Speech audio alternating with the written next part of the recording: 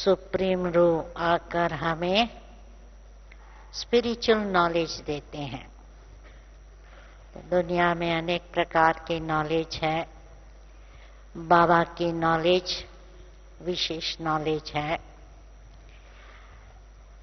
तो जब हम नॉलेज लेते हैं, पहले तो सुनते हैं, फिर समझते हैं, फिर बाबा की बातों को मानने लगते हैं और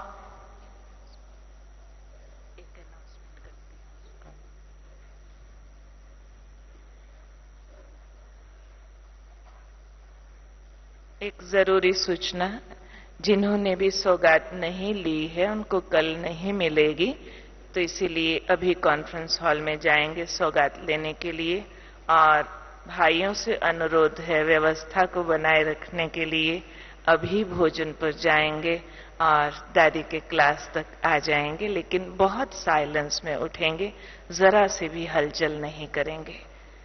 15-20 मिनट में ही भोजन करके वापस आएंगे, क्योंकि पहले भाइयों के भोजन की व्यवस्था है, बाद में माताएं करेंगी। माताएं कोई भी नहीं उठेंगी और बिल्कुल साइलेंस में, एकदम आवाज नहीं करेंगे, एकदम नहीं, धीरे धीरे उठेंगे।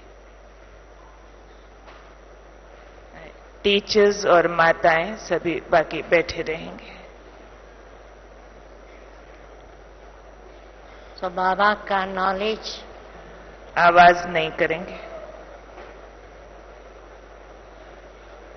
हम सुनकर धारण करते हैं और यही हम औरों को चैलेंज देते हैं कि पंडित लोग तो ज्ञान सुनाते हैं, लेकिन हम हैं ज्ञान स्वरूप बनते हैं और बाबा की याद से, बाबा की मदद से जो ज्ञान हमने लिया है उसको धारण करना सहज हो जाता है। तो बाबा हमें सबसे पहले ये कहते हैं, अपने को आत्मा समझो। अभी अभी भी आपने ये बिंदु के बारे में सुना, परंतु देखना है कि कहाँ तक हम आत्मभान में रहते हैं, देहभान में तो नहीं आते हैं, क्योंकि देहभान के हमारे अनेक जन्म के संस्कार बन गए हैं। द्वापर से लेकर हमारे देहभान के संस्कार बन गए हैं। अब बाबा हमें कहते हैं देह को भूलो, देह के संबंधियों को भूलो और मुझे एक को याद करो। तो देखना है कि हमें देहभान तो खींचता नहीं, क्योंकि बाह्य मुक्ता की हमारी आदत थी।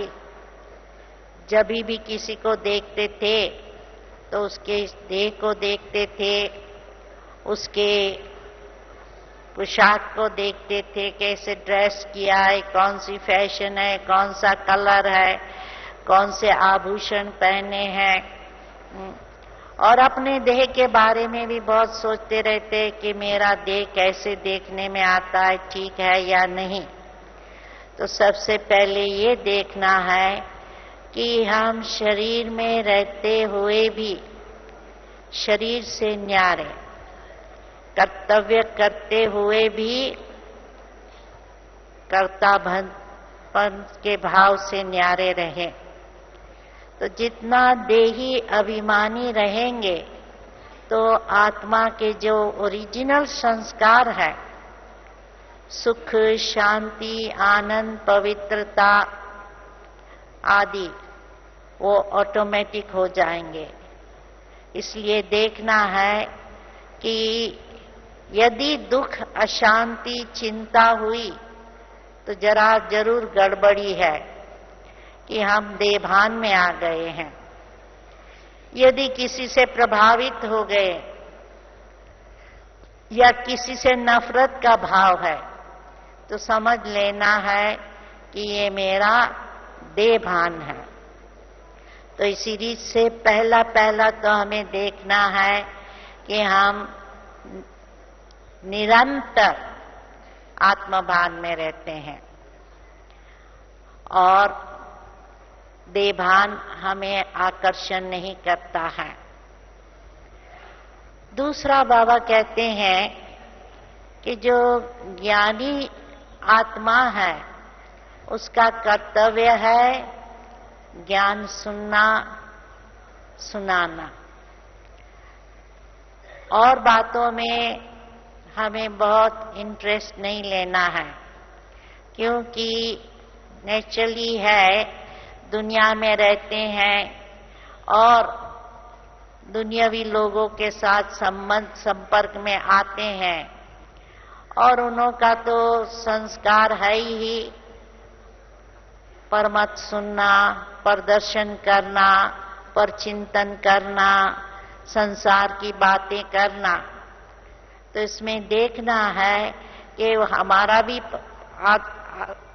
ये संस्कार थे, परंतु अभी जब ज्ञान लिया है तो हमारा इंटरेस्ट इन सब बातों में नहीं होना चाहिए और हमें अपने समय की वैल्यू रखकर जो अच्छी बातें हैं वही सुननी है और सुनानी है। तो जब भी कोई मित्र संबंधी मिले, ईश्वरीय ज्ञान की बारे में कुछ बातें करे, और विशेष जब ब्राह्मण मिलते हैं तो आपस में देखना है कि हम मुरली के बारे में, अपने पुरुषार्थ के बारे में, अपने योग के बारे में चर्चा विचार करें। तो हमें देखना है कि हमें कोई भी बुरी बातें सुननी नहीं है, बुरा सोचना नहीं है, बुरा बोलना नहीं है, बुरा करना नहीं है।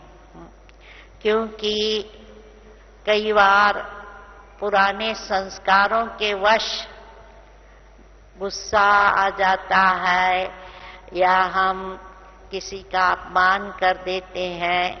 तो इसलिए ये देखना है कि चाहे कुछ भी हो जाए, हम किसी बातों में अटक न जाए और अपना समय शक्ति व्यर्थ ना गवाएं।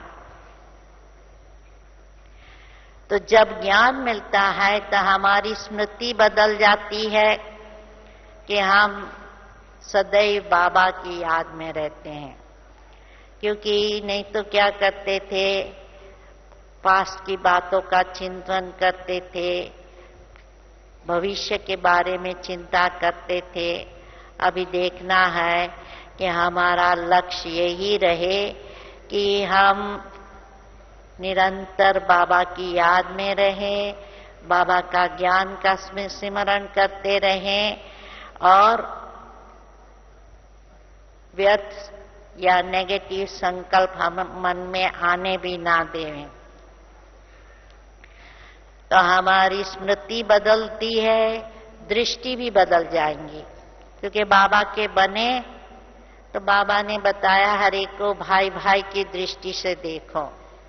क्योंकि जब देहभान में थे तो क्या करते थे, किसी को भी देखा, भारत में किसी को भी देखा तो समझेंगे चलो ये हमारे प्रांत का है या नहीं, ये मराठी है या गुजराती है या पंजाबी है या कहाँ का है, ये बारे में सोचते थे।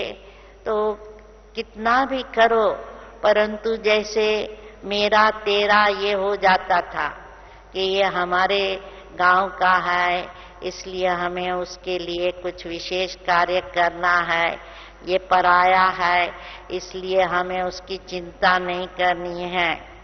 तो इस रीति से देखना है हमारी दृष्टि हर एक के प्रति भाई भाई की हो, स्नेह की वृत्ति हो। क्योंकि जब भाई भाई की दृष्टि हो जाएंगी तो हर एक के प्रति स्नेह रहेगा, आत्मिक स्नेह होगा और उसके कारण हम उनके सहयोग देंगे, उनके लिए सम्मान रखेंगे। तो हमें देखना है हमारी दृष्टि बदलती है, वृत्ति भी बदलनी हो चाहिए, क्योंकि पहले हमारी वृत्ति कभी बुरी भी हो जाती थी, चोरी, झूठ, पाप आदि आदि तो होता रहता था और गुस्सा तो बहुत आ जाता था, चिंता भी करते थे। लेकिन अभी जब निमित्त भाव रहता है तो हम हल्के भी रहेंगे, चिंता भी नहीं होंगी और न किसी से प्रभावित होंगे, न किसी से नफरत होंगी। तो इसलिए देखना है कि हमारी वृत्ति पवित्र रहे, रहम की भावना हर एक के प्रति रहे, स्नेह की भावना हर एक के प्रति रहे और वैर, ईर्ष्या आदि का अंश मात्र भी ना हो। तो जितना जितना हम देही अभिमानी बनते जाएंगे उतना हम देखेंगे कि हमारी नेचुरल पवित्र संस्कार बन जाएंगे, हमारा खान पान बोल चाल सब बदल जाएगा। क्योंकि पहले तो जो भी सामने आया खा लेते थे, समाज में जाते थे, कोई भी व्यवहार में जाते थे तो उनको खुश करने के लिए उन्होंने जो ऑफर किया ले लिया। और भाई लोग है पार्टियों में जाएंगे, किसी ने शराब ऑफर कर लिया तो शराब ले लेंगे, किसी ने सिगरेट ऑफर की सहज ही ले लेंगे और भी समझेंगे कि ना हम यदि ना करेंगे, हम पार्टी में जाकर शराब नहीं पिएंगे तो लोग कहेंगे ये तो कोई बुद्धू है या कोई भगत है, क्या सन्यासी है। तो लोक लाज से डर कर उनको जो कहते थे वो करते रहते थे। अभी बाबा ने जो ज्ञान दिया है कि हमारा बोल चाल व्यवहार कैसा होना चाहिए, खान पीन कैसा होना चाहिए, तो हमारे ध्यान रहता है कि हम शुद्ध बाबा की याद में पकाया हुआ ब्रह्मा भोजन ही स्वीकार करें, अन्य भोजन स्वीकार ना करें। तो इसलिए हमारी खान पान बोल चाल भी बदल जाता है। बोलना भी बाबा ने हमें कहा है, मीठा बोलो, कम बोलो, धीरे बोलो, सोच समझ कर बोलो। तो ये देखना है कि जितनी जरूरी बातें हैं वही हम बोले, ज्यादा ना बोलें। और हम हर एक के साथ मिठास से वर्तन करें, चाहे कोई कैसा भी हो, हमें मिठास नहीं छोड़नी है। तो इसलिए अपना बोल चाल भी ऐसा हो जो हर एक को सुख देने वाला हो। और उसके साथ साथ हमें देखना है कि हमारे कर्म भी श्रेष्ठ हो, क्योंकि नहीं तो हमारे कर्म साधारण चलते थे, चलो खाया पिया, अपना जो ड्यूटी है माताएं समझेंगी, चलो हमने घर साफ सुफ रखा, टाइम पर बच्चों को और परिवार को खिलाया, शॉपिंग की, ये हमारी ड्यूटी है, काम पूरा हुआ। और उसके साथ साथ माताओं को समाज में व्यवहार में भी आना जाना जरूरी लगता था तो जरूर जाते थे। अभी हमारा सब कर्तव्य अलौकिक होना चाहिए। बाबा कहते हैं यदि शादी में भी जाओ, सेवार्थ जाओ, जाकर कुछ सेवा करो। अर्थात जाते हैं, क्या है कि आजकल तो हमारे अंगुली में रिंग होती है तो भी लोग समझ जाते ये ब्रह्मा कुमारियां है, या बैज है तो भी लोग समझ जाते हैं ये ब्रह्मा कुमार कुमारियां है। या हम यदि कहेंगे भाई हमको भोजन नहीं करना है तो पूछेंगे क्यों नहीं करना है, क्या नहीं करना है, तो उसी बहाने भी हम सेवा कर सकते हैं। इसलिए जो भी चांस मिले हमें सेवा करनी है। बाबा कहते हैं चलते फिरते घूमते फिरते भी जो सामने मिले उनको कुछ बाबा की बात सुना। कई बार तो बाबा कहते थे कि चलो जहां भी जाते हो अपनी पर्स में, अपनी बैग में पर्चे हो, कुछ चित्र हो, जो कोई भी मिले उनकी सेवा करो।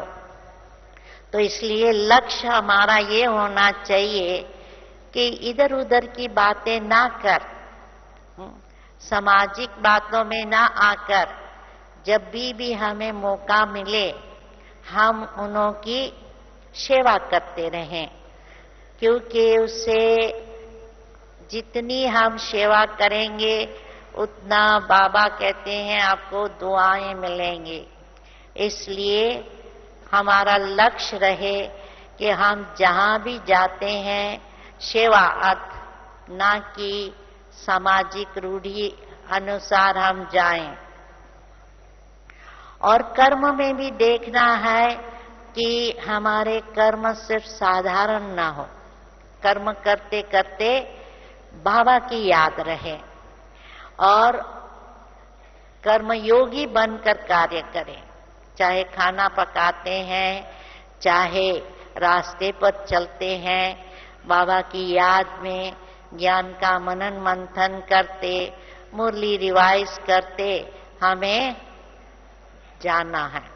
तो जब ऐसा हम लक्ष्य रखेंगे और करेंगे तो जरूर क्या होगा कि उससे हमारा समय सार्थक जाएगा और उससे हम शक्ति प्राप्त कर सकेंगे।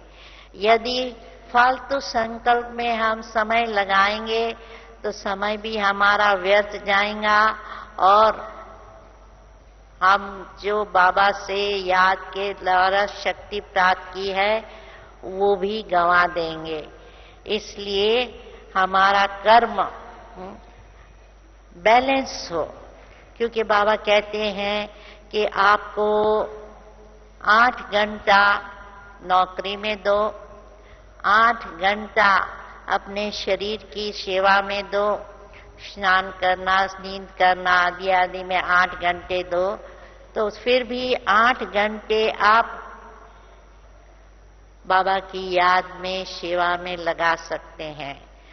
तो इसलिए देखना है कि हम अपनी अलौकिक उन्नति के लिए भी जरूर समय निकालें। नहीं तो क्या होता है कि कई बार अपना लौकिक कार्य में ही, गृहस्थ व्यवहार में ही अपना समय निकल जाता है और उसके कारण हम देखते हैं कि कई ब्राह्मण हैं, उन्हों को मुरली सुनने का या बैठ करके योग करने का या औरों की रूहानी सेवा करने का समय नहीं मिलता है। परंतु बाबा कहते हैं ये भी देखना है, आत्म उन्नति के लिए स्व सेवा भी जरूर करनी है। और आजकल बाबा हमेशा ये जोर दे रहे हैं कि मुरली रोज जरूर सुननी है, पढ़नी है, या कम से कम हमें मुरली का सार है, वरदान है, स्लोगन है आदि जरूर जरूर सुनना है। और आगे तो बाबा कहते थे यदि मुरली नहीं सुनी है, नाश्ता भी नहीं करना है, भोजन भी नहीं करना है, सेवा नहीं की है, भोजन भी नहीं करना है।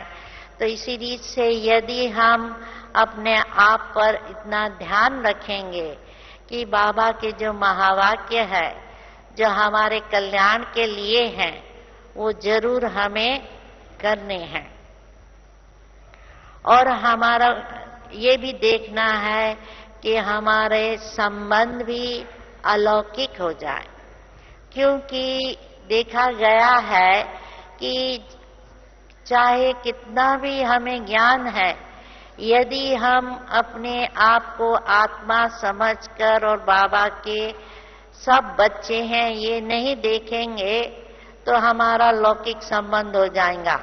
समझेंगे मेरा पति है या पत्नी है, मेरे बच्चे हैं, तो मेरा मेरा हो जाता है, और मेरा मेरा होने से क्या होता है, लगाव हो जाता है। तो इसलिए देखना है कि हमने मेरापन बिल्कुल खत्म किया है और सब कुछ बाबा का है, ये बुद्धि में रहे। तो घर भी बाबा का है, परिवार भी बाबा का है, और हम भी बाबा के हैं। तो हमारा सब कुछ तन मन धन बाबा की सेवा अर्थ लगाना है। तो जब हमारी ये अलौकिक दृष्टि अपने परिवार के प्रति भी हो जाएंगी तो हम देखेंगे कि हमारा संबंध परिवार के साथ बहुत आत्मिक स्नेह से होगा। और जो हम आगे लौकिक में क्या करते थे, हमारी अपेक्षा रहती थी कि हम माँ बाप है, ये हमारे बच्चे, बच्चों को ये करना है। यदि बच्चे नहीं करते थे तो हम नाराज हो जाते थे। तो इसलिए देखना है कि हम ये हमारी वृत्ति ना रहे कि ये मेरे बच्चे हैं, उस पर गुस्सा करना, मारपीट करना या उनको दबाना, ये नहीं होना चाहिए। परंतु जो कुछ करना है, कराना है, स्नेह से कराना है, ताकि उससे हम अलौकिक संबंध से उनका या उनकी याद बाबा के साथ हम जुटा सकें। क्योंकि यदि परिवार वाले ज्ञान में नहीं है और यदि हमारा बोल चाल आचार विचार यदि अलौकिक नहीं है तो परिवार वाले क्या कहेंगे, ये क्या तुम लोग ब्रह्मा कुमारियों के पास जाते हैं, क्या तुम ये सीखते हैं? क्या ओम शांति वाले तुमको ऐसा सिखाते हैं? तो क्या होता है, बाबा का नाम बदनाम हो जाता है। तो इसलिए देखना है कि हम बाबा का नाम वाला करें, ना कि बाबा का नाम बदनाम कराएं। तो इसलिए हमारा बोल चाल और चलन ऐसी होनी चाहिए, इतनी रॉयल होनी चाहिए जो सब समझे कि ये तो कोई देवताएं हैं, देवी है या फरिश्ते हैं। क्योंकि भारत में तो कई माताओं के नाम होते हैं, लक्ष्मी, सरस्वती आदि आदि देवी देवताओं के, रामचंद्र, कृष्णराज या कृष्णलाल आदि आदि नाम तो होते हैं। परंतु हमारे काम भी ऐसे हो जो लोग समझें कि हाँ सचमुच ये ब्रह्मा कुमार कुमारियां देवी देवताएं हैं या फरिश्ते हैं। तो इसलिए देखना है कि हमारा व्यवहार चाहे किसी के भी साथ है, क्योंकि कई बार है हम अपने अलौकिक परिवार से तो बहुत अच्छा संबंध रखते हैं, परंतु लौकिक परिवार में घर में आकर हम जैसे कि वैसे जैसे पुरानी रीति से चलते थे ऐसे ही चलते रहते हैं। तो ये एक डिससर्विस है। इसलिए हमको देखना है कि हमारा सब कुछ अलौकिक हो और उससे हम औरों को भी एक एग्जाम्पल बनाकर उन्हों को भी प्रेरणा देवें। क्योंकि यदि हम बाबा के बच्चे अशांत आ गए हैं, अशांत चिंता युक्त होंगे तो क्या होगा, ये हमारे लिए भी अच्छा नहीं और संस्था के लिए भी अच्छा नहीं। तो बाबा के लिए भी अच्छा नहीं। ओम शांति। दादी जी आ रही है।